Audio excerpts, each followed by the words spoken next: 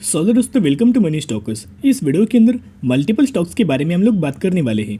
सबसे पहले हम लोग बात करेंगे एलटीआई के बारे में। तो basically Larsen and Toubro infotech limited की अगर बात की जाए, एज दोस्तों माइंडट्री की अगर बात की जाए, दोनों कंपनियों को लेके बहुत गजब का अपडेट्स निकल के आए हैं। आपने दोस्तों दोनों कंपनी के रिगार्डिंग एक न्यूज़ सुनी होगी कि हमें दोनों कंपनी का मर्जर होने वाला है। सही बात है, लेकिन वो कोई हमें ऑफिशियल न्यूज़ नहीं थी। करंट बेसिस की ओर एनसीएलटी की तरफ से हमें अप्रूवल निकल के आ चुका है। तो ओवरऑल डिटेल क्या है कि किस तरह से मर्जर होने वाला है, किस प्रकार से हमें शेयर मिलने वाला है, किस तरह से शेयर होल्डर्स को शेयर मिलने वाला है, बेनिफिट मिलने वाला है, उसके ऊपर भी दोस्तों हम लोग बात करने वाले हैं। सबसे पहले जो इंपॉर्टेंट पैरामीटर्स लगते हैं उनके बारे में हम लोग बात करेंगे। सबसे पहले अगर आप देखोगे तो जो एलएनटी का जो मार्केट कैप हमें निकल के आया है 90,000 करोड़ का, लार्सन एंड टुब्रो दोस्तों हमें मार्केट कैप निकल के आ रहा है। और अगर आप माइंडट्री का मार्केट कैप देखोगे तो 61,000 करोड़ का हमें मार्केट कैप निकल के आया है। तो सबसे ज़्यादा जो मार्केट कैप है हमें एलएनटी का मार्केट कैप निकल के आ रहा है। तो ये जो दोस्तों मार्केट कैप मैंने आपके साथ शेयर किया, वो आगे आपको पता चलेगा क्यों मैंने आपके साथ मार्केट कैप शेयर किया। अगर आप यह देखोगे, L and T Infotech and Mindtree receive approval for merger from NCLT, यानी कि एनसीएलटी की तरफ से एक अच्छे खासे बेसिस के ऊपर अप्रूवल हमें यह देखने को मिल चुका है। तो सबसे पहले हम आ चुके अपडेट्स के ऊपर। यहाँ अगर आप देखोगे, as a part of merger all the share holders of Mindtree will be issued shares of LTI in the ratio of 73 shares of LTI for every 100 shares of Mindtree. यानी कि अगर आपके पास माइंडट्री के 100 शेयर्स होंगे तो आपको ऑलमोस्ट जो ये सेपरेट जो एंटिटी होके हमें लिस्ट जो होने वाली है एलटीआई माइंडट्री, ये जो कंपनी बाद में दोस्तों जो लिस्ट होने वाली है यही एक होके उसके बाद ही आपको 73 शेयर्स आपको एलटीआई के मिल जाएंगे। यानी कि अच्छे खासे बेसिस के ऊपर शेयर होल्डर्स को बेनिफिट मिलने वाला है। तो बेसिकली जैसे कि मैंने आपके साथ शेयर किया कि एलएनटी का इन्फोटेक का, यानी कि एलएनटी इन्फोटेक का अगर आप ये मार्केट कैप देखोगे तो एलएनटी इन्फोटेक का जो मार्केट कैप है 90,000 करोड़ का निकल के आया है। सही बात है, 90,000 करोड़ का।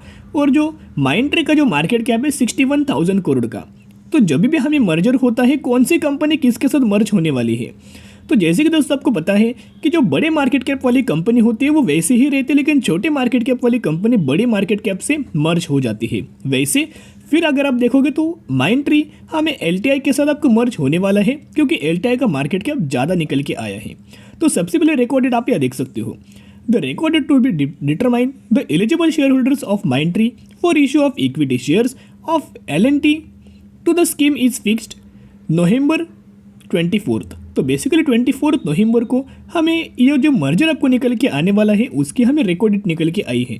तो सबसे पहले डीप में आपके साथ शेयर करना चाहूँ किस तरह से आपको शेयर्स का बेनिफिट मिलेगा, कितने पर शेयर मिलेंगे वो तो मैंने आपके साथ शेयर किया, लेकिन कब अगर आप बाइंग करेंगे तो बेनिफिट होगा। तो बेसिकली जैसे कि आपको पता है इसकी 24 है रिकॉर्ड डेट। सही बात है, तो 23 नवंबर हुई इसकी एक डेट।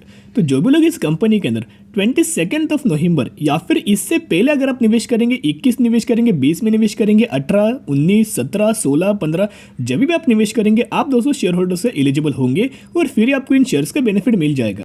तो दोनों कंपनी हमें फंडामेंटली बहुत ही आपको स्ट्रॉन्ग निकल के आने वाली है। और जब दोस्तों मर्जर हमें कंप्लीट हो जाएगा 24 नवंबर के दिन, आप इन कंपनीज के अंदर ट्रेड कर सकते हो या फिर आप इन कंपनीज के अंदर इन्वेस्टमेंट कर सकते हो लंबे समय के लिए।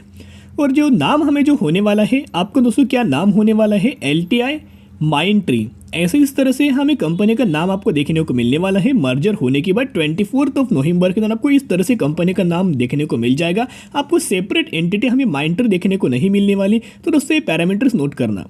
तो एलएनटी इन्फोटेक की अगर बात की जाए तो इनका मैक्सिमम को परफॉर्मेंस देख सकते हो। फंडामेंटली कंपनी बहुत ज़्यादा स्ट्रांग है, एक बहुत शानदार तरीके से कंसिस्टेंटली बेसिस के ऊपर जब नजर आई है। 630% का रिटर्न शेयर होल्डर्स को कंपनी डिलीवर कर चुके हैं।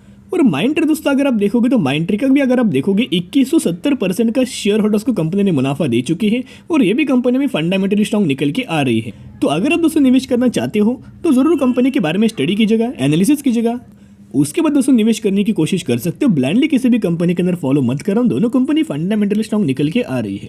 अभी हम लोग बात करेंगे एक कंपनी के अंदर 6:1 रेशियो के अंदर आपको बोनस का बेनिफिट मिलने वाला है। यानी कि किस तरह से दोस्तों बोनस का बेनिफिट मिलेगा, बहुत से लोग कंफ्यूजन होते हैं, उनको बोनस और स्प्लिट रिगार्डिंग हमें कंफ्यूजन निकल के आता है।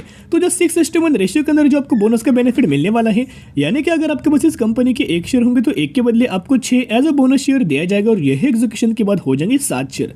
वैसे ही अगर आपके पास इस कंपनी के 2 शेयर होंगे तो 2 के बदले आपको इस कंपनी के 12 शेयर मिलेंगे और वही एग्जीक्यूशन के बाद आपके पास हो जाएंगे 14 शेयर। तो इसी रेशियो के अंदर इसी कंपनी के अंदर आपको बोनस का बेनिफिट मिलने वाला है, जिसकी आप प्राइसिंग देखोगे 787 रुपीज़ का प्राइसिंग है और आज के दिन कंपनी की तरफ से 5% का अपर सर्किट लग चुका है।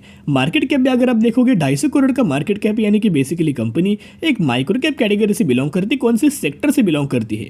प्लास्टिक प्रोडक्ट सेक्टर से ये कंपनी बिलोंग करती है। प्लास्टिक के ही अंदर हमें कंपनी का इंपॉर्टेंट बिजनेस है।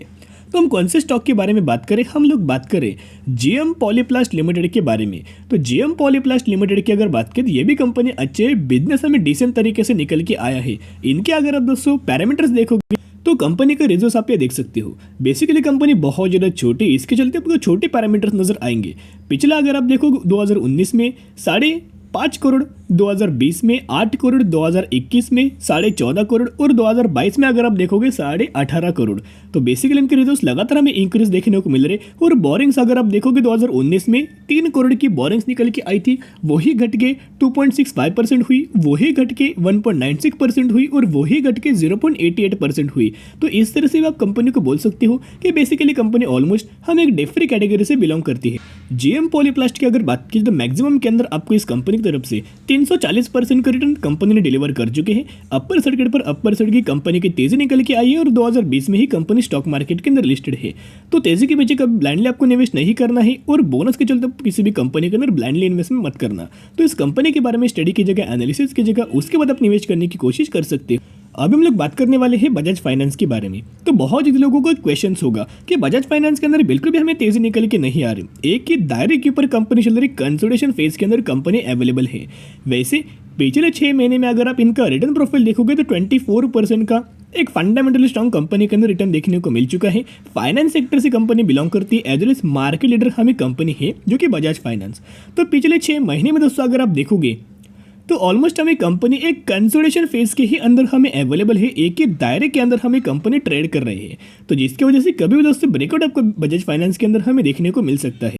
अभी उसके पीछे का रीजन क्या है? तो अभी हम आ चुके कंपनी की Q2 के रिजल्ट्स के ऊपर। रेवेन्यूज के अंदर अगर आप देखोगे 55% की जंप, नेट इनकम के अगर आप देखोगे 87% की जंप, EPS के अंदर भी 87% और नेट प्रॉफिट मार्जिन के अंदर 21% की जंप हमें देखने को मिल चुकी है। यानी कि कंपनी ने जो अपना Q2 का रिजल्ट परफॉर्म किया था बहुत ही शानदार तरीके से परफॉर्म किया, लेकिन फिर भी आपको बजाज फाइनेंस के अंदर हमें बिल्कुल भी कोई तेजी निकल के नहीं आई। तो इसी के चलते कभी भी आपको बजाज फाइनेंस के अंदर हमें जंप निकल के आ सकती है और अपना लाइफ टाइम वाला हाई कंपनी ब्रेक करके और भी दोस्तों हाई हमें कंपनी लगा सकती है। जब कंपनी 7,300 के ऊपर ट्रेड करी तब हमें ब्रोकर्स के टारगेट्स निकल के आए थे। 9,500 रुपये के टारगेट्स हमें ब्रोकर्स ने बजाज फाइनेंस के अंदर दिया था और करंट बेसिस के ऊपर उसी प्राइस रेंज के ही अंदर हमें कंपनी ट्रेड कर रही है। मैक्सिमम के अंदर देखोगे तो 1,22,000% का शेयर होल्डर्स को कंपनी रिटर्न दे चुकी है और फंडामेंटली कंपनी के हर एक पैरामीटर्स ग्रोथ के मामले में एक बहुत ज़्यादा स्ट्रॉन्ग निकल के आई है। तो अगर आप दोस्तों बजाज फाइनेंस के अंदर निवेश करना चाहते हो, ये सही मौका है। गिरावट के अंदर निवेश करना, कंसोलिडेशन फेज के अंदर निवेश करना, बाद में एक बार कंपनी के अंदर तेजी आई, बाद में दोस्तों कंपनी को तेजी के पीछे दोस्तों आपको नहीं भागना है। अभी कंपनी साइलेंट है, गिरावट के अंदर अवेलेबल है, तो इस कंपनी के अंदर बाय ऑन स्ट्रेटजी अप्लाई करना और लंबे समय के लिए होल्ड करके चल सकते हो। तो आज के लिए इतने, अगर वीडियो पसंद आए जरूर वीडियो को लाइक, शेयर एंड सब्सक्राइब कर सकते हो। फिर मिलेंगे, बाय।